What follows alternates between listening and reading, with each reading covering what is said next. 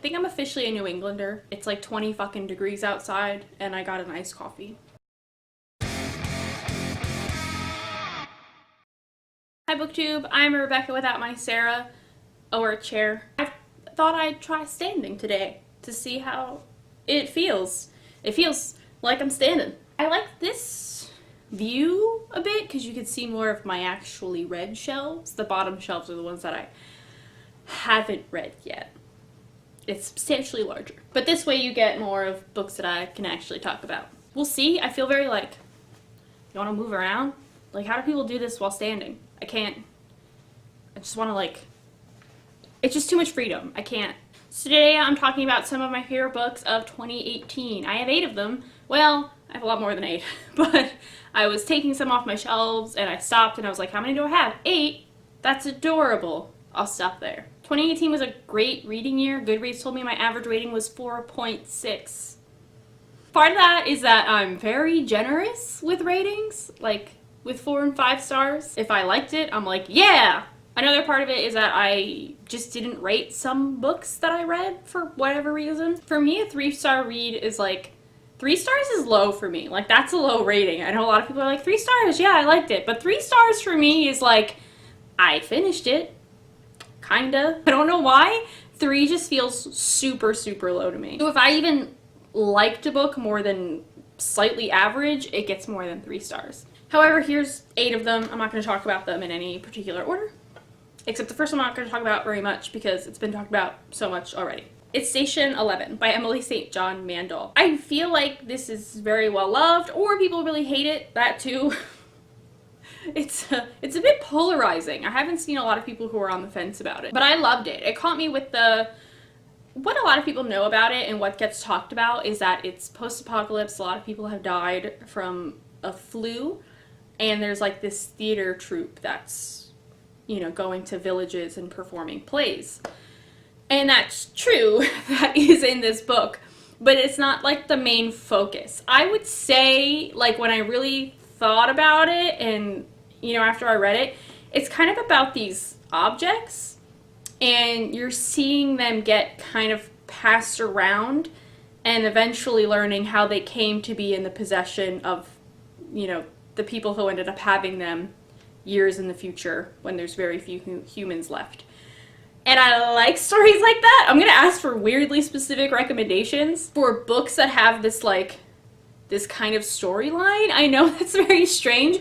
I have a love-hate relationship with them where I'll be reading a book and I'll be like, why the fuck is this relevant? This seems so stupid. And then you get to the end of the book and you're like, oh, that's why it's relevant. Oh my god. I like that.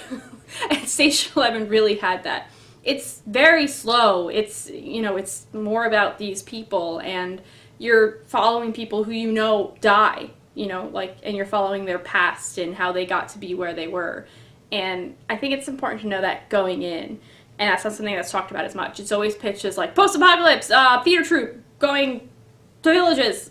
And that happens, but it's kind of a small part of the book. Next up I want to talk about Graceling by Kristin Cashore. This is another one that was much bigger years ago when it came out. This is about a young woman named Katsa who is a Graceling, and she's graced with killing. And people, it's a very interesting magic system, and you could tell who's a Graceling, but you don't necessarily know what they're graced with. It could be fighting, it could be lying. Is lying one? Am I making that up? And she meets Poe, and there's a whole journey, and the cutest romance ever. I love them. This is such a beautiful friends to lovers story, and I love friends to lovers. To be perfectly honest, I'm not really a hate to love person, unless it's really, really well done, but most of the time it's very meh. For me. It's okay, like I'll read books that have it and I'll still enjoy them, but I won't enjoy them because of the hate to love romance. I'll enjoy them in spite of the hate to love romance. But this is so good. Like, these two characters meet each other and they hit it off right away. Not in a romantic way, they hit it off as friends. They're like, oh wow, I kind of like this person's company, I'm gonna hang out with them more, and they talk and do things together and then eventually fall in love, and it's just so sweet, and they're so wonderful, and they hurt my soul because they're so cute. This also had a lot of traveling, which is another storyline that I really like. I didn't realize I really liked that kind of storyline until Kara from Wild Book Garden was talking about how she doesn't really like that, although she did love Graceling despite it. like, you know, where you're traveling and then you set up camp and then you talk and then you travel and you set up camp. I fucking love those stories. I love that. Like, oh my god. And most of the, like, not most, several books I've written have that. One of them's a literal road trip. Another one is like a 300-mile hike is like the bulk of the novel, as like characters are trying to get somewhere. And oh, I love that. So I like that it had that. I like how respectful Poe is of Katsa and what she wants. I love that Katsa is a character who doesn't want to get married and have babies, and even after she meets Poe and falls in love, that doesn't fucking change. Spoiler alert, but I think that's a good spoiler. That's wonderful. You don't see that very often. So this was really fun. I flew through it, and I plan to read the other 2 books this year. Coffee break, wine break. The next book I want to talk about is Homegoing by Yaa Gyasi. Another one that I think was talked about more last year. I think most people know what this is about. It's a multi-generational story, starting with these 2 half-sisters who live in Africa, and one of them is kidnapped, taken, and sold as a slave, and she eventually ends up in the States. And then the other one marries like a white Englishman who is a slave trader.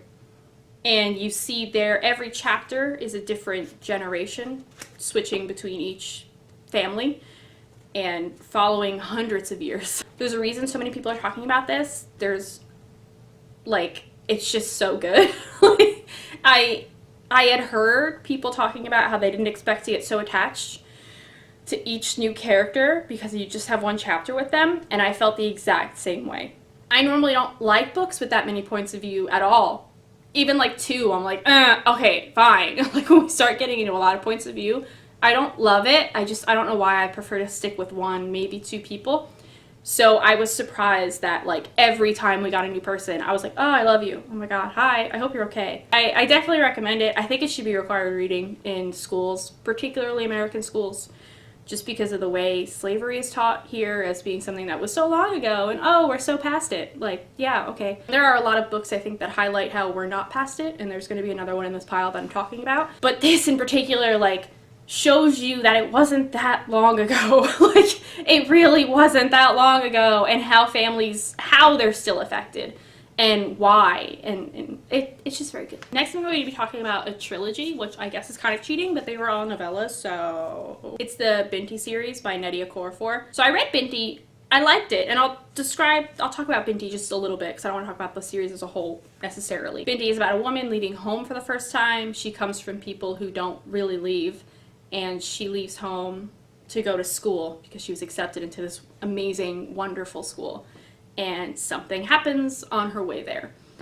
That's all I'm willing to talk about. That was more than I knew. I knew it was about a woman leaving home. I knew that she was going to school. I had no idea what to expect, so I was like so shocked when the plot happens. I liked Binti, the first one, but I felt a little like I wanted more, you know? That's why I don't really read novellas very much. I wanted more time to get attached to these characters, and I didn't feel an attachment in Binti.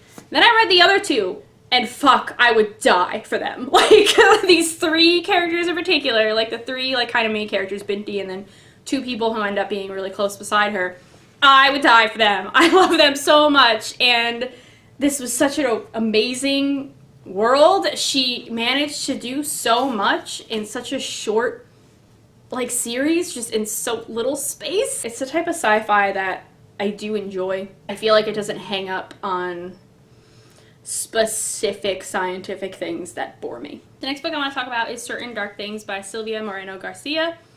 Holy shit. I knew I was gonna like this book because it's a vampire novel. I knew it was a vampire novel. I knew it took place in Mexico City, and I knew it focused on non-European mythology for its vampires. I think because of the reviews, my expectations were maybe a little bit lower. People were kind of iffy on this book. Not iffy for me, again, a lot of like 3 stars, which for me is like not a super high rating. But a lot of people were just like, yeah, this was good. And I read it and I was like, this is so good. Why is this is so good. It's so dark, and it really like reminded me why I fucking love vampires so much. And oh, the vampires are so unique, and there's different kinds of them, and the way they do portray the European vampires. But this is about a vampire who is on the run, and she ends up asking a human garbage collector for help, like a teen boy. And there's just that's basically what I knew going into it, and I'm glad I didn't know more, because it was great to get there as I was reading it. I loved all of the points of view. Even like I said, I don't like a lot of different points of view, so we kept getting more points of view, and I was so iffy at first, and then by the end there was no point of view where I was like bored. There was no chapter that I was like, oh, it's this person's point of view, shit. I was always fine with whoever's point of view it was. I was like, oh, what are you doing? Oh, what are you up to? Oh, what's going on here? Next up is Dread Nation by Justina, Ireland. I read this kind of early in the year. I actually pre-ordered this book. It was, I think it's the only book on this list that was released from last year. So in this book, during the Civil War, the undead crawled out of their graves and now zombies walk the earth. Sometime later, the law requires a lot of non-white children to go to these combat schools where they have to be trained to fight the zombies. Protagonist Jane is in combat school and is almost done when families around her in the town she lives in start to go missing. She kind of gets caught up in the politics of the area. It's so wonderful. It's just, there's a lot in this book, and I loved Jane. She's so badass. I just cannot wait to see where she goes next and what happens in the next book, which comes out this year. Sometime I might reread this before it comes out, which I don't normally do, but I read this so close to the beginning of the year that I want to know. I just want to refresh it, and I'd like to experience it again, just kind of see what I take from it after reading it a second time. Next book is Just Mercy by Bryan Stevenson, a story of justice and redemption. This is the only nonfiction book on the list. It is about Bryan Stevenson and him becoming a lawyer and how he what did he start? Oh my god. The Equal Justice Initiative, which still works today in trying to help wrongly convicted minorities in prison. Bryan talks extensively about actual cases he's worked on, about a lot of black men who are on death row. Not just black men, but mostly black men, and who were there for really no fucking reason. And it's a rough read. It's so important. It should be taught in schools. Probably in place of To Kill a Mockingbird, but just a lot of lessons to be learned for people who maybe haven't been paying close enough attention, like myself, before I read it. The Equal Justice Initiative is still just really big and doing wonderful and amazing important things today. Last April, they actually opened up a museum. It's called the Legacy Museum. It's like 11,000 square feet. It's in Montgomery, Alabama. The location is where this warehouse used to be, where enslaved black people used to be imprisoned. It's just to highlight, to give you a visual of what we've done as a country for so long and still today, to kind of show how many people slavery affected and about lynchings, and just, it's supposed to be quite an experience. I have no interest in visiting Alabama, but maybe for that. It's very important. It's in an important location, Alabama. Alabama is something that Bryan Stevenson talks about a lot, how he has considered leaving the state before, just because he knows his life would be maybe a little bit easier, a little bit better, but he's doing so much good there that he felt it really important to stay. He talks a lot about what he sacrificed and times when he's wanted to give up, and I think that's really important. It's definitely important to remember how difficult it can be to keep the motivation when you're fighting something so big.